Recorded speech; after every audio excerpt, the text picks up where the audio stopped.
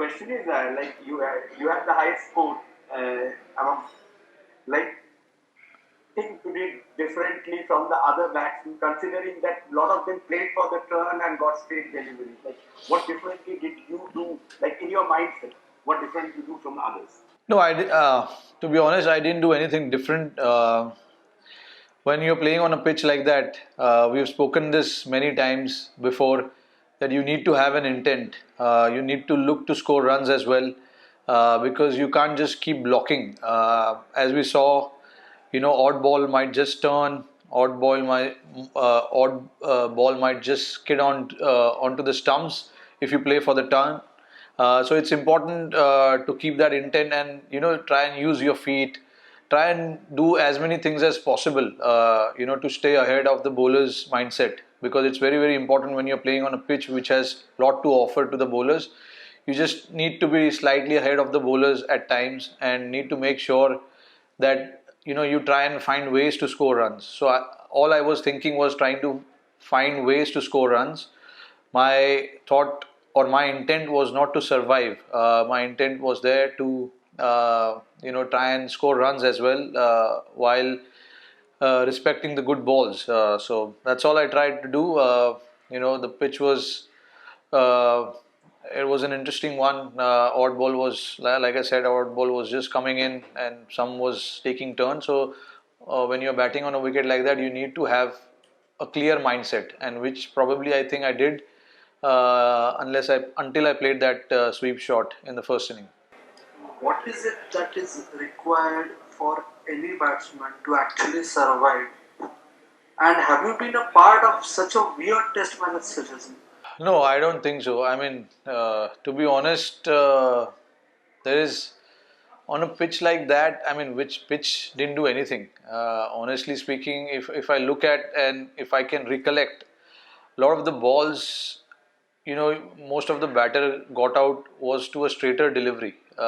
We also as a batting unit made a lot of mistakes while batting. It's not just them, but we also didn't bat well in the first innings. Pitch had nothing as such, no such demons as we call.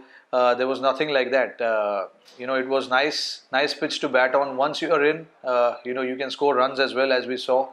But again, you just need to apply and keep concentrating on a pitch like that, because it's important to find ways to score runs, and to score runs you need more concentration on a pitch like that. Rohit, hi. Rohit, Hi. batsmen like you remain exception. But do you agree that the skill set of the modern day, even for the modern day Indian batsman, to play spin on difficult surfaces where the ball is starting sharply has fallen? Not really. I mean, if you look at the Chennai Test match, the second Test match, I mean, it was turning a lot, hell of a lot than what it turned here, what it did here, to be honest. And um, a lot of the batters got runs there in the second Test match. Like I said, in this Test match, we have to be honest to ourselves and accept that we didn't bat it well. But in Chennai, which had a lot more to offer than this pitch, we batted well on that pitch. We learned from our mistakes. Guys applied themselves. Ashwin got 100. Ajinkya in the first innings got 50. Virat got 60 odd in the second innings. So if you apply yourself, you can still score runs. Pant, not to forget, scored a 50 as well, if I'm not wrong. So one game, yes, we accept as a batting unit. In this test match, we didn't bat it as we would have liked to, but it is something that we need to just take it to ourselves and get back to our drawing board and decide what we need to do when the ball is not spinning. Actually, it didn't spin. Most of the batters got out to a straight ball, so we need to try and rectify those things. Hey Rohit, Joe Root spoke about the pink ball skidding on and how it was more difficult to play the pace rather than the spin. What did you make of the pink ball? It came to the bat a little more faster than the normal red ball, and it has got to do more with the conditions. In the evening, we all know it gets slightly the temperature goes down maybe a degree or two, and plus the dew factor as well. But again, over and all in all, I think the pace of the pink ball is slightly quicker than the red ball. So it is something that we need to adjust as quickly as possible. And understand what we need to do whenever we play the pink ball test match in India. It is going to behave like that. We've played. This is our second pink ball test in India. The first one we played against Bangladesh was a completely different conditions. There was a lot more grass on the pitch and a lot of carry. Uh, and when we play outside India, it's more assisted to the seamers, and we pretty much had no idea what it's going to do to the spinners. So it was a good learning for us to understand. Okay, this is the pace of the pink ball. Normal ball, when you play the red ball, it doesn't come so quick to the bat. But again, we need to understand. And whenever we play the next one, we need to understand that we need to adjust. We need to do slight adjustment when we play the pink ball. Yeah, Rohit, continuing to your answer, do you see it is because of the fundamental difference of the pink ball, how it is the seam is made in the versus the Kookaburra pink ball? That's why it assisted more spinners. I mean, it's more of a handmade seaming rather than the Kookaburra thing. The central one is a handmade abrasive machine. I don't know, sir. I mean, I'm not a ball expert. I hold bat in my hand. I won't be able to give you the insights of how the Kookaburra ball, the seam, and all that shapes up, and how about the SG ping ball. Um, but yeah, I mean, from what I understand, it travels slightly quicker when you're playing the spin bowling, and obviously we all know it swings a little more than the red ball. Is there a kind of wicket where the team can justify getting out for 112 or 145 or 81? Uh, can you put down the blame to the wicket only in any circumstances? Can you Such loose scores are there. can you put the blame on the wicket? I'm saying generally, can you put it down to wicket when such low? No, yeah, not really. Honestly speaking, I mean, if you look at the entire dismissal of the 30 wickets that has been fallen, I mean, I don't see anything that pitch did.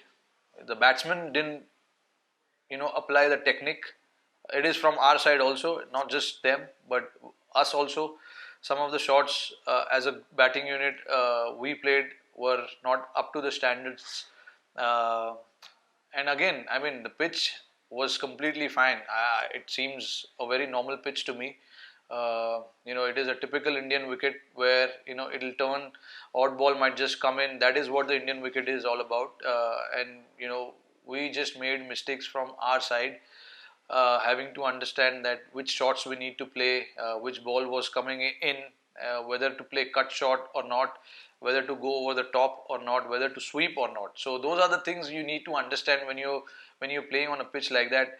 In Chennai we saw every ball was turning from the rough and all that. There was no rough here. Akshar got most of his wicket, which was just skidding onto the pads, onto the stumps, and the batsman missed the line. That's all. Very simple, to be honest.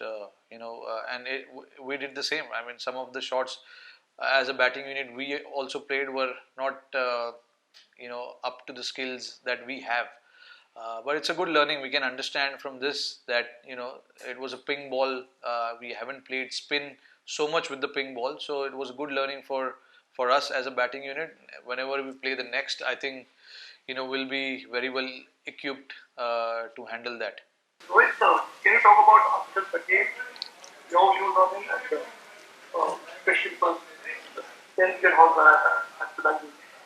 No, Akshar was simply brilliant. I mean, we saw, just coming out from nowhere, in the squad is never easy, and to perform as well is never easy. First game he was out injured, he was slightly down, but then he came back, bowled very well in Chennai, and then bowled very well here as well. He understands the conditions really well.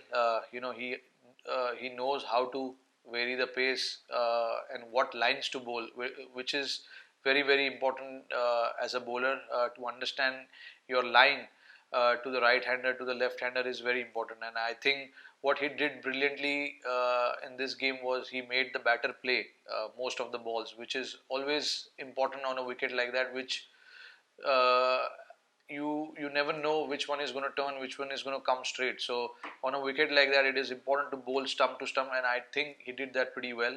Like I said, it all goes to his skill set. He's got solid skill set, bowls little wider from the crease and slightly slingy action as well. So it makes batsmen's eye line very difficult whether to leave or play. So that is something that makes him very very special. That skill set that he has.